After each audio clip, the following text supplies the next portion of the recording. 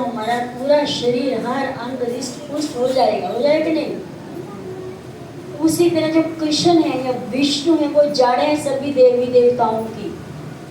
तो जितने भी देवी देवता हैं, कोई उनकी आंख है, कोई नाक है, कोई कान है, कोई मुंह है, कोई उधर है, और कोई हाथ है, कोई पैर है, कोई जांघ है, कोई पीठ है। तो भगवान क्या है?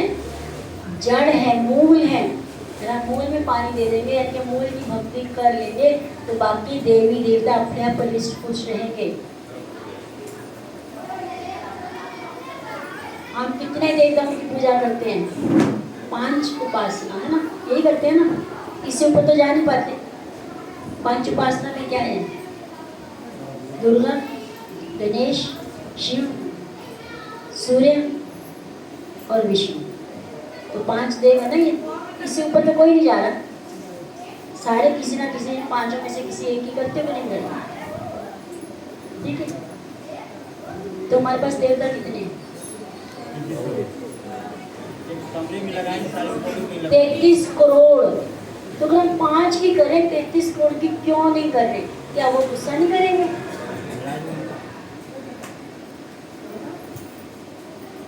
5 को आप दिया बत्ती दिखा रहे हो, जो भी कर रहे हो 5 का कर रहे हो, कभी इसका कभी इसका कभी, तो बाकी कहाँ जाएंगे 33 करोड़? तो वो क्रोध नहीं करेंगे, अरे यही 5 रह गए इनके लिए, तो हम कुछ नहीं। जबकि हमारे पूरे शरीर के लिए एक एक देवता नियुक्त है। और मैं ऐसे आंख कर रही हूँ, पलक झपक रही, इसके ऊपर देवता, अगर वो देवता खोल दिए तो आंख मेरी ऐसे की ऐसे ही रह जाए, मैं पलक नहीं झपक सकती और उंगली नहीं हिला सकती।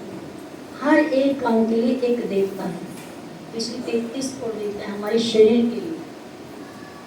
शरीर को सही चला 33 करोड़ देवताओं की पूजा अर्चना कर पाओगे? और हम एक बत्ती एक देवता का, दूसरी अगरबत्ती दूसरे देवता, तीसरी अगरबत्ती से, तो आपकी पूरी उम्र में नहीं हम कर पाएंगे। पूरे मकान में लगा देंगे तभी नहीं कर पाएंगे? एक बार में आपको, एक बार इनको, एक बार कितने, अब 100 होगी तो भी मैं दिखा नहीं पाऊंगी। 33 करोड़ देवताओं की नहीं हो पाएगी और कर नहीं पाऊंगी जीवन का। तो क्या करना चाहिए हमारे को? तो जो उनकी जड़ है, मूल है, विष्णु है, कृष्ण है, उनकी पूजा अर्चना सेवा भक्ति कर लेंगे, सभी देवी देवता प्रसन्न सभी दिन चुक जाते हैं। बाकियों की हम रिस्पेक्ट करें। जैसे एक एग्जाम्पल खड़ा था, पर फिर भी आपको मैं हमेशा देती हूँ। एक लड़की शादी करके आती है, किसके लिए आती है? वो पति के लिए आती है ना। तो घर में और भी तो लोग हैं ना, सास है, ससुर है, देवर है, नंद है, जेठ जेठानी है, बच्चे हैं, या फिर इतने सारे रिश्तेदार हैं आपके, कोई मामा है, कोई बुआ है, कोई चाचा है, कोई फूफा है। तो क्या करती है? जो पति का स्थान है वो पति का ही है, ठीक है? जो बाकियों का स्थान है, बाकियों को सबको दाना पानी रोटी पानी देती, रिस्पेक्ट करती कि नहीं करती? और जो पति से रिलेशन है वो पति का ही है, बाकी भी पुरुष ने वहाँ, क्या वो पति जैसा सब करे?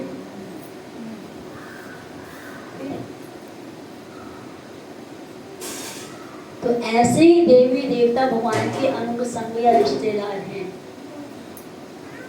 तो पति हमारे विष्णु या कृष्ण ही हैं, हमारे को उनकी सेवा भक्ति करनी, बाकी सबकी रिस्पेक्ट करनी। जैसे कि बहू रहती, बुआ ताई चाचे सास सबको रोटी पानी देती है, ऐसा नहीं देती, सबकी सेवा करती है। और जो पति से रिलेशन है वो पति का है, बाकी जिनके वो भी तो पुरुष हैं, ससुर भी, जेठ भी, देवर, क्या उनको पति का स्थान दे देगी? नहीं। तो इसी तरह हम भी देवी देवताओं की रिस्पेक्ट करनी है, भक्ति शिव विष्णु या कृष्ण की करनी है। अभी समझ आई ये बात?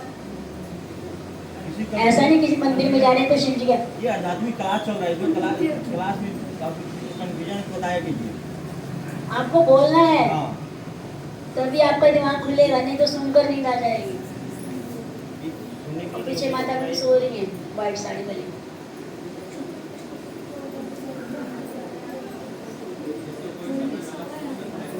अगर कोई क्वेश्चन है तो आप साथ में पूछ भी सकते हो। तो श्रीमद् भागवतम में 11वां स्कंद 12वां अध्याय पहला और दूसरा श्लोक।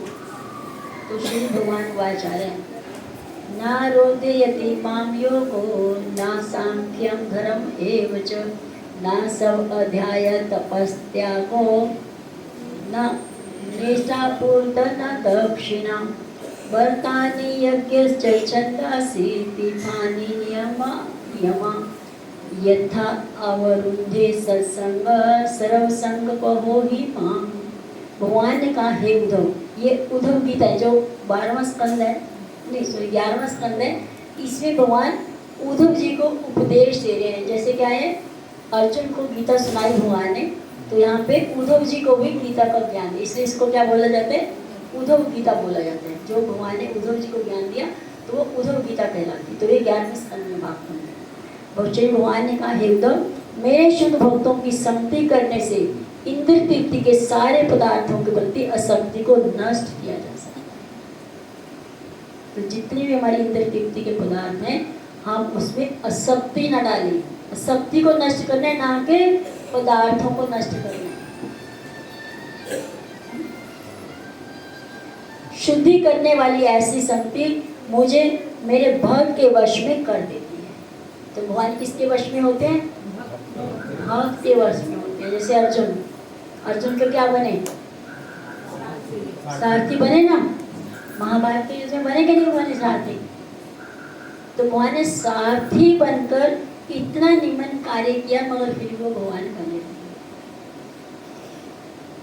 ऐसा कौन सा इंसान है जो सभी ब्रह्मांडों का स्वामी हो और वो अपने नौकर की लाते या पैर खाए? कोई खाएगा?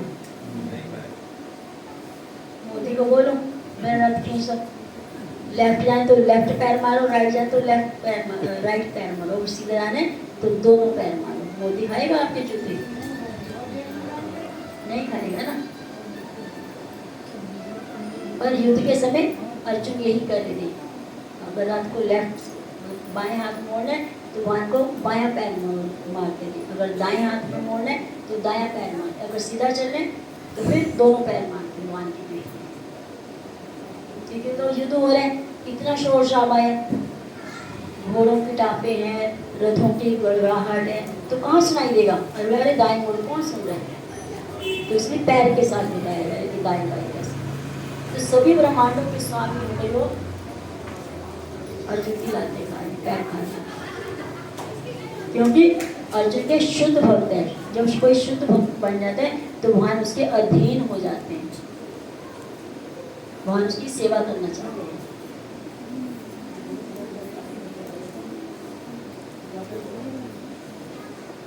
शुद्धि करने वाली ऐसी शक्ति मुझे मेरे भक्त के वश में कर देती है।